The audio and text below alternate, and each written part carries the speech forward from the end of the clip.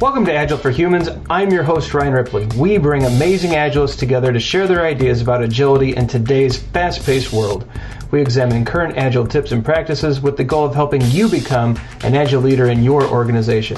Please be sure to rate and review us in iTunes, like us on Facebook, and subscribe on Patreon at ryanripley.com. In exchange for supporting this program, we can continue to bring you great guests and insights from the Agile community. With multiple subscriber levels, you can help make this show even better. We want to thank David Larson, Craig Eddy, Harmeth Giandowski, Faye Thompson, Michael Blackwell, and Manuel Gomes for being new Patreon subscribers. We are always taking your questions and comments about the show via email at ryan@ryanripley.com and on the ryanripley.com website. Joining me today is Kim Brainard. Kim, thanks for joining us. How are you today? I'm fine, my friend. How are you? I'm great. I think the last time we got to hang out was Agile 2017, right? It was. That's too long. We can't have this wide gap and not having conference overlap, so we got to figure this out. Absolutely. Wow, that is. It's quite a few months ago, so we'll have to connect, and I think we're going to connect here shortly, actually. I think so, too. So that'll be fun. We'll get to hang out. But for the audience members out there who do not know Kim, or if you're not familiar with her, so Kim is, let me see if I can get all of your titles straight, because you do. She's pretty dynamic. She does a lot. Agile coach, trainer, facilitator, mentor. What else do you do, Kim? Motivational speaking. Yep. And working with kids and nonprofits as well. So we have some fun stuff to talk about there. Conference speaker, keynoter. She does it all, and does it all really well. So it's a lot of fun to get to talk to Kim. I'm glad you were able to do this. I actually talked her into giving up part of her Saturday, so thanks for that, Kim. Oh, thank you. It's your Saturday as well. Well, all right. So many of the listeners know I recently became a trainer with Scrum.org. So I now do a lot of the professional Scrum courses, and it's gotten me thinking about training. And so traditionally, I like to do a lot of different things in my training courses, but to really keep things interesting and to engage the learners, I've been looking into, the science of learning, ways that we can help people improve. And I thought, I've got to get Kim on the show because she also does a lot with training from the back of the room. And so, Kim, for people who are not yet familiar with training from the back of the room, can you just give kind of the elevator pitch, kind of the synopsis, and then maybe we'll dig into some of that? Because I think it's a really interesting way, or it's a different way to provide coaching or training to people. Absolutely. So training from the back of the room is brain-based training. And since we all happen to have a brain, hopefully we all do, we actually use that to incorporate into our training. And so we take the principles of training from the back of the room. There's the 6 principles, as well as we incorporate a training map that we apply. And it helps learners to become connected with the material.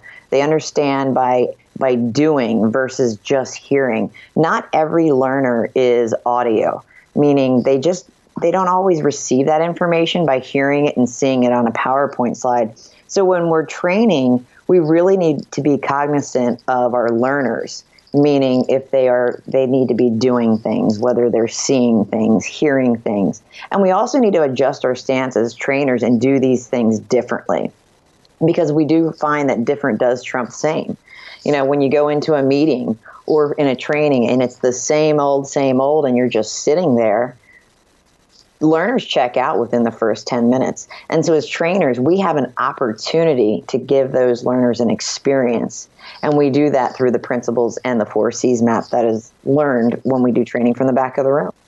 So can you go through the principles just real quick? I don't want to give away the whole workshop, but I think it's actually a book too, right? So, but some of the principles, and then maybe just define the 4 C's, because we're throwing out a lot of jargon and some people may not be aware.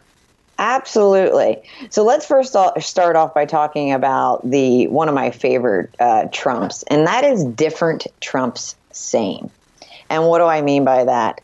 So when you apply something that's different, something that provides that shocking experience, or maybe not too shocking, but when we tend to think about things that are different, we tend to remember them more. And so when we have something different versus that same old experience, our brains will hold that information and retain that. And so we want to, when we're teaching individuals, and you provide them with an experience that will help them retain in a different way, learners will then take that with them more.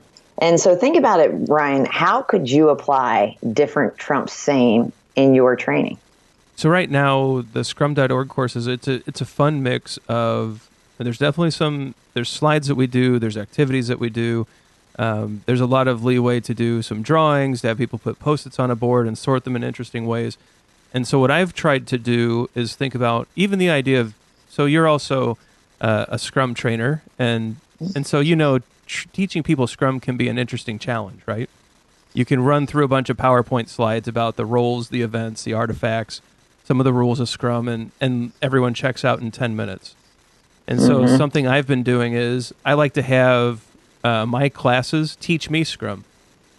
And so I'll draw just a skeleton of Scrum on a wall chart, on a whiteboard, and just have the 3x5 index cards with each role name, each event, each artifact, and ask them, where do these go and why? Yep. And how do they interact? And so I really don't answer any of the questions they ask. I just have them discuss it. And it turns into, this exercise can go on for a couple hours if people really want to get super deep into the interactions and the roles and how all these things work, especially when you start mixing in Scrum values and you kind of bring some value-based material to it. And so what I have found is everyone's engaged. There's a few laughs because someone will put the card in the wrong place, and we talk about how that could be different. And so I have found that has helped engage people. But so is that what you mean, kind of different trumps the same? I am a little bit, but I also want to add what you just explained starts us off in the 4 C's map, meaning the first C is a connection. You begin to prime learners with a connection. It's what do they already know with that shared knowledge, especially working as a group, of what do they know about Scrum? So they're priming, you're getting an idea as a trainer what they know, and their brains are beginning to prime and connect with the content that you're teaching them. So going into our next trump is movement. Movement trumps sitting. A lot of times that we are, especially as we're growing older and getting into our careers, we find ourselves sitting a lot. And if you ask most people, no one really wants to sit all day. And if we get individuals out of their seats and moving, that moving helps the blood to get pumping through and going into the brain. And when we actually even just have our attendees in our classes get up and do something on a flip chart, whether they're writing, whether they're flipping pages, they're getting up and they're doing something. They're moving their arms, they're moving their legs, and they're actually retaining information because it's different as well. And they also kind of work in parallel together. By getting up and doing exercises, moving into different centers, that movement will help retain that knowledge that they're receiving. All right, so we have different trumps same. Yep. And then we have people up and engaged. What was the right C? It's we have connected, and then we have the connection. Yep. We have that connection. And then where do we go next? Let's actually get into talking. This is actually one of my favorites. So most people don't realize that. In fact, I'll even ask you this, Ryan. So think about it. What happens when the trainer does the most talking? Who do you think does the most learning? Probably the trainer. And that is exactly right. So as trainers, we want to shift that. We want to get our attendees and those in our audience to actually do more talking than the trainer. And we do that by doing activities such as what we call teach back. So we also can do that in techniques called interactive lecture. So if I'm just standing up there and I'm doing all the talking, oh my goodness, grab me a pillow and get me a comfy blanket. I'd be asleep if I was sitting in that chair. So let's get our learners up. Again, movement. Stand them up, pair up. Let's get them to do a teach back. Keep the segment short because shorter does trump longer. And so I just introduced 2 more principles. We have that talking trumps listening. Again, we want to get those learners to actually start talking to one another. You can do that in a teach back, pair share, as well as an interactive lecture. And then I also had just said shorter trumps longer. Keep it short and sweet. There is something truly valuable about that. Yeah, so in the courses I've been working on and doing, I've been really trying to get people to, we've been doing teach backs. And so I'm a big fan of taking a topic, having people work in groups. I find that group work perhaps trumps individual work in some cases. Oh, yeah. And they teach back some of the concepts we've been working on with their own twist or their own application. So not only are they taking the material they've picked up from the course, but then they're also adding in their context and then sharing it back out. And I found that has really helped cement some of the lessons and actually makes it relevant to them. All right, am I doing this right? Does it make sense? Yep, absolutely. And then another technique that's really essential, especially when and all of this will flow together, and that's why we have the 4 C's map, and you practice that through the 2 days in training from the back of the room. But if you think about it, you get up, you're talking to an individual, you're doing a teach back. There's something that's called 6 times 6 ways. And so as a trainer, we want to have and introduce something called 6 times 6 ways. We want to be able to teach it and have them do it 6 ways. So they're receiving that information, such as you could stand up, do a teach back, you're hearing it, then you're repeating it. You could also be writing it. And so we want to have 6 times 6 ways throughout your training. And that way the information is retained by the brain. So that's really cool. So I've heard different principles. I think marketing, this comes into play quite a bit, right? So it takes 7 touches before a brand is recognized. Or it takes, absolutely. I think that's an older rule. I think now it's 1,000 touches based on just the speed of information now. But yeah, the 6 times 6 ways, this is something that I had not heard before. And so as I think through the course that I do, or the courses that I do, I've probably missed some opportunities here where maybe we cover things 2 or 3 different ways and move on, and it probably hasn't stuck as well as it could. So really, as a trainer, I have to sit down and when I'm applying this to my courses, I really have to dissect the class, figure out the central themes, figure out some of the sub-themes, and really figure out how to reinforce those throughout. This sounds like, more than just concepts. This sounds like it really changes the whole structure of a course. Oh, it does, but you do it subtly, Ryan. So let's take learning objectives as an example. Sure. So as a trainer, you want to ensure that the learning objectives are received. But a lot of times, the learners actually do not realize the learning objectives. Sure.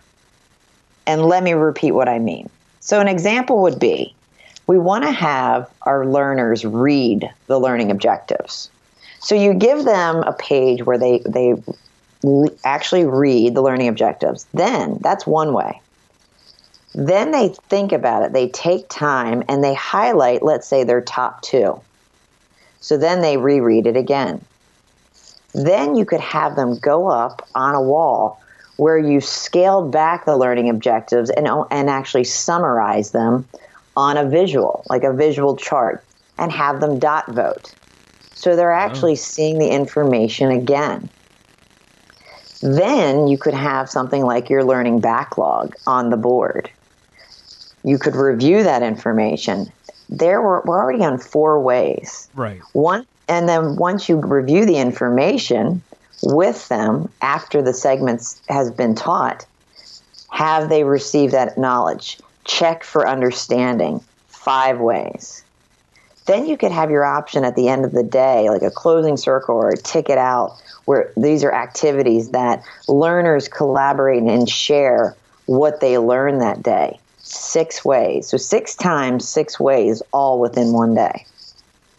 Yeah, so that's pretty cool. And I'm sure by the end, if you actually did a check-in and said, what are the learning objectives, most of the class would be able to hit the top 4 or 5. And maybe something was then learned. That's really cool. And I hadn't really thought about it in that way. It was, unfortunately, a lot of the training courses out there, it's really just a fire hose of information, right?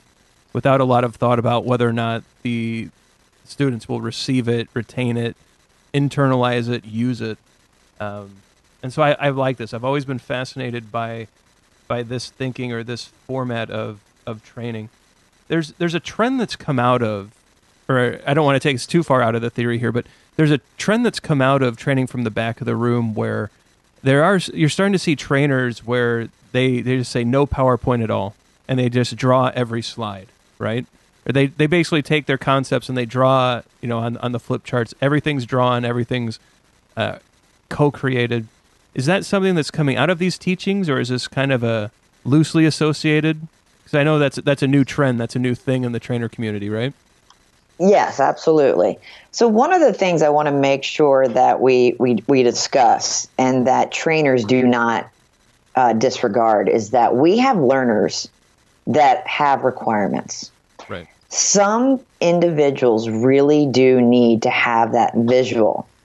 So as trainers, we want to be careful, especially there's certain classes that I truly will say in my heart that they really do need some type of backup material. So whether you're giving that in a workbook, a PowerPoint, a flip chart, don't miss the opportunity to provide a visual with content to some learners because their brains could be tired. It's your most important muscle. And their brains are tired by the end of the day. So even though you went PowerPoint without PowerPoints, at the end of the day, a learner has received so much content. It's just like at the gym or going and running a marathon. You're tired at the end, and so is their brain. They're exercising. And so we have to be careful of trainers and very cognizant, especially when we notice tired brains. So maybe we do need to have a certain prepared visual or a certain exercise. So I would recommend don't always disregard the visual. Yeah, and I certainly appreciate that. I actually just got back from a training course. So I went down to Dallas, Texas to do... So as a trainer at Scrum.org, we have a process to get licensed to teach courses. And so I went down for a 2-day professional Scrum product owner course, and then a day 3 of a train the trainer session where they do some evaluations. We do some difficult questions, some impromptu presentations, just to make sure that the trainers understand the material. It's part of the PST process, which I can put a link to the show notes in if anyone's interested in seeing how that works. And maybe at some point we'll come back. Maybe Kim will interview me about what it means to become a PST. Maybe we'll do something like that, because I know absolutely, I love it. Kim's very good at asking these deep questions that will probably get me to reveal more than I normally would. So, but maybe we'll do that in the future. But back to the course, so I actually just went through a 2-day course as a student again, which I don't get to do very often, which is a lot of fun. And I was exhausted by the end of the 2 days. Don McGreal is one of our stewards of the professional Scrum product owner course. He does just a great job of mixing theory and practice and all these great tools and tips. And by the end of day 2, I mean, I had a notebook, and he hands out a workbook with all the slides and all of the activities, and it's just full of notes, because I knew I would be tired by the end of day 2, and I'd want to go back and remember some of these things. And I was really appreciative of the fact that I had that available. I have this notebook. I took some notes. And the way that I take notes, I can think back to that session or portion of the class, think about the activity. And on the flight home, I was actually able to take additional notes because I had that reference or that framing. And so it was super helpful. And, I think it's, for me, I don't know what my learning style is, but I tend to do well if I have something in front of me I can take notes on. And then if I'm up and about, I'll take 2 minutes and journal about that. I really like having that. May I offer you some tips on that? Please do. Okay, so you just took the training. When was the training that you just took? It was a week ago. A week ago. Perfect. If you can, sometime this weekend, take time to review those notes. And instead of writing the notes, use an illustration on a sticky and put a sticky with your illustration of how you perceive that information when you reread it. Okay. So for each section of your notes, have an illustration for that. I'll do that. That sounds cool. And then the next time, on your, let's say in your third week, summarize it on that section in 3 words. Okay. On a sticky, and keep those stickies. And then I'd recommend going back to it again in another month. I'll check that out. And so All right. Is the idea there, or maybe I'll just check in with you in a month, but is this about retention? Is it about, what does this do? It's experiencing the learning in a different way. An example would be, so I've gone through my CST training, certified Scrum training, and worked with several CSTs in the community. And I actually kept a journal for each of them, not one journal. I kept a journal for each. And so every time I would do a co-training, I would keep some detailed notes. But as a learner, and you're writing that down, and when you are writing that, you're retaining that information more. But remember, that's one way. You also only have that maybe 1 or 2 days that you're working and you're retaining that. Then you're reading it. Now you're going back and you're actually illustrating it. What you've just done with me is you had a period where you reflect it. Then you're summarizing it. Nice. So what we've done is we're reading, we're reflecting, we're illustrating, we're summarizing. And then you're taking it and you're teaching it. You're doing a teach back. So again, you've now allowed yourself over a period of time to retain this information by applying the 6 times 6 ways.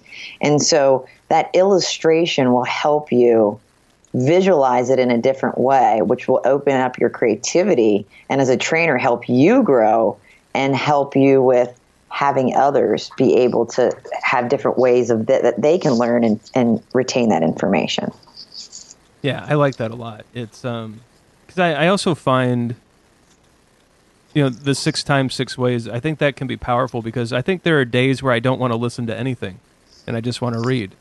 Right? And I think our students or our learners or who's ever in our courses, I think there's probably people like that too, where they come into the class, they're just kind of checked out on the whole reading thing. So we got to get up and do activities to get them back engaged. And we never know which person is in which mode. And so if we're not trying 6 times 6 different ways, we're going to leave people behind. I really like that idea because we can't know if, our courses have 20, 25, 30 people sometimes. How do you gauge everybody? I mean, we can take a general check of the room and see what the energy's like and see if people are engaged, focused, and interested. But yeah, I really think that's a pro tip right there. I really, really like that a lot. Yeah, no problem. I'll give you another example is I recently was at a private course and I was teaching the IC Agile team facilitation. I call it advance your facilitation. And at the end of day 1, I ask everyone to journal write. And this one particular woman in my class had said, honestly, that's not me and that's not how I learn. And we created such a great safe environment that she had she felt free enough to say that. And I said, that's awesome. I appreciate it. I said, don't write. Actually, in fact, I encourage everyone, if you have 2 options today. 1, reflect by illustration. And so don't use any words and illustrate your takeaways today. And she looked at me like, what? And she, at the end of day 2, came back and said, that was so powerful to her. She said, someone read my diary when I was younger, and I really hate to write in a journal anymore. And utilizing the illustration gave me a new perspective.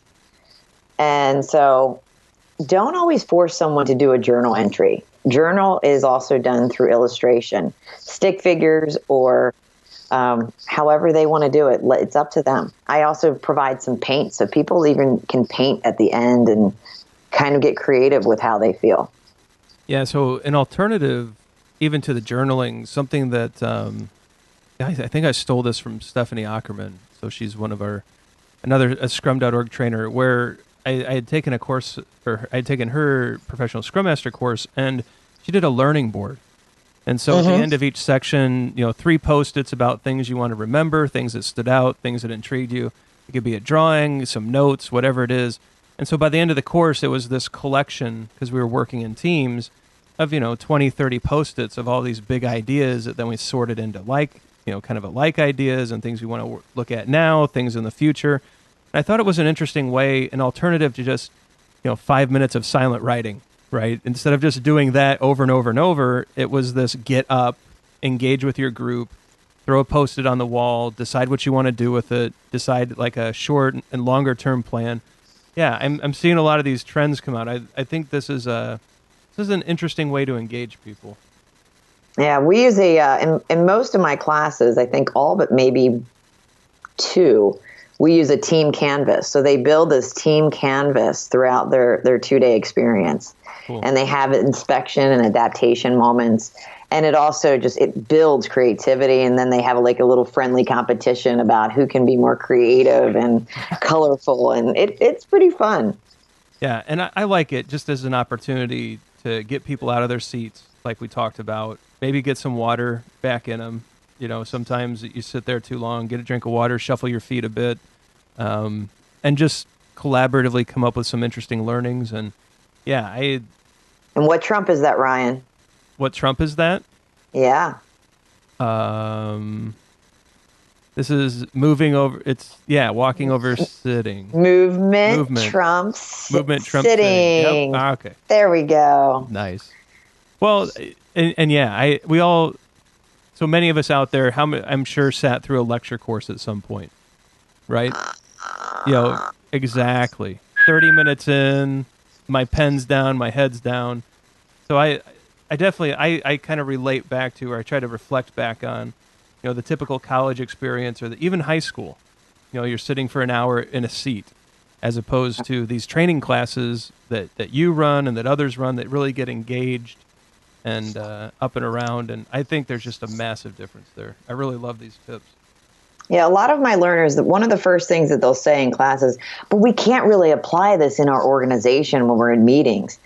And I explain to them, the brain is structured. It is wired. It's wired to think negatively, actually. And changing the brain structure is really what you're doing. And so please be patient with that. So we go in and we need to do subtle change when we're going in. You're not necessarily saying sit up, stand up, move. And we want to apply these techniques carefully and subtly. We don't want to overwhelm the sensories of our individuals that we're training. We don't want to overwhelm them when they're coming to listen to a talk. So you can do this subtly. So just remember that change in the brain takes time, and the learners will retain it by sprinkling it, and that's why we use that 4 C's map. So it's a subtle approach and a tasteful approach so that we don't overwhelm them.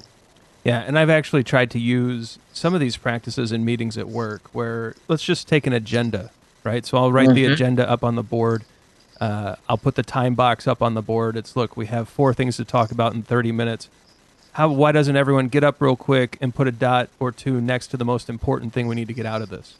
And so they get up, they're engaged. Now they've contributed to the agenda. There's some co-ownership, there's co-creation, and suddenly the meeting's a little more focused because we know the first and the third item we've got to get through, and the second and the fourth can carry over or even drop because we just didn't think it was important. And I think that's just a slight modification to a traditional meeting. There are people out there that are saying, "Oh, just do your next meeting as lean coffee." Well, that can be I think that's a great idea. Can be a little extreme in the workplace. Yeah. But just easing into some of these co-creation, engaging types of activities, I think can get you to where lean coffee is just the normal. I really like that. What else do you do with corporations? Because I know you consult and you get in and you help these companies get better with their learning and their engagement. What else can we do in our meetings tomorrow, just to try to make them a little more engaging, a little better retention, and some better results? Here's my thoughts, is that you have 2 opportunities. You have your first and your last. You want to get people connected from the beginning, and you want them to take something away at the end. So capture their attention right off the bat. And such you said, using let's talk about what we want to, let's get engaged right away. And then you need a powerful close. But I also recommend close 5 minutes early. Always allow extra time. Everyone looks at a time box, whether it's a 9 to 10 meeting, and they actually hold the meeting from 9 to 10. Ensure your agenda ends 5 to 10 minutes early.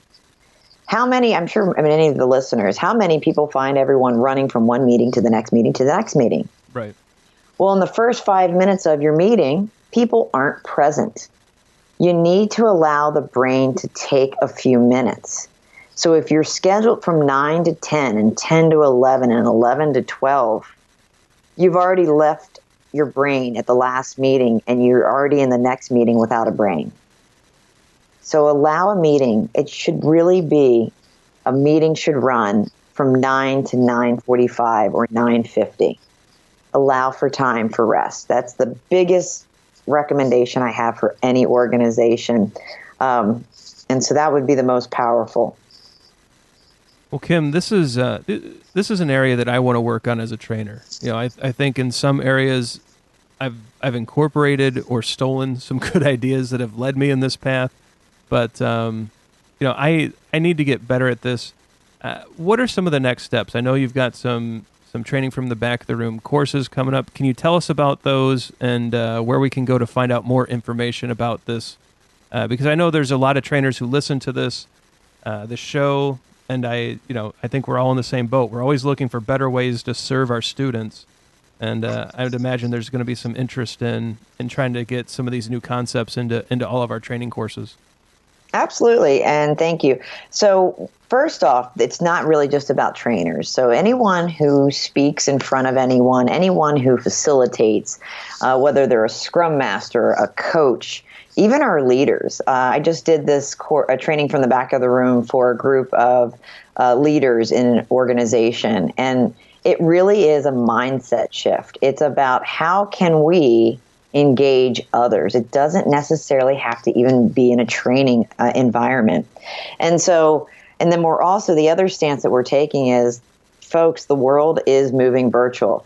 Even though we truly do value that face-to-face, virtually, we are going into a virtual environment where we're working offshore, we're working internationally, and so we find ourselves working from home.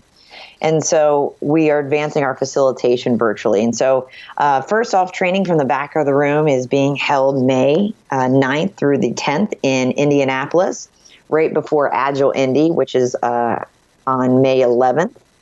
And then we're going to also be doing Advance Your Facilitation right before the Cincinnati, Ohio Agile Cincy conference. So I'm doing Advance Your Facilitation May 4th through the 5th. Both are certified courses. And then I'll also be coming to the Baltimore, Washington, D.C. area, doing both of those courses, training from the back of the room May 15th through the 16th, and then Advance Your Facilitation May 21st through the 22nd. Very cool. So I'm going to likely be at the May 9th and 10th course for training from the back of the room.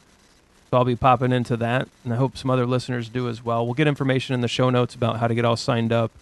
Yep. And sign up through Eventbrite. Yep. So we'll get the Eventbrite link up. Sure, there's early bird stuff going on that we'll make sure people take advantage of. And, absolutely.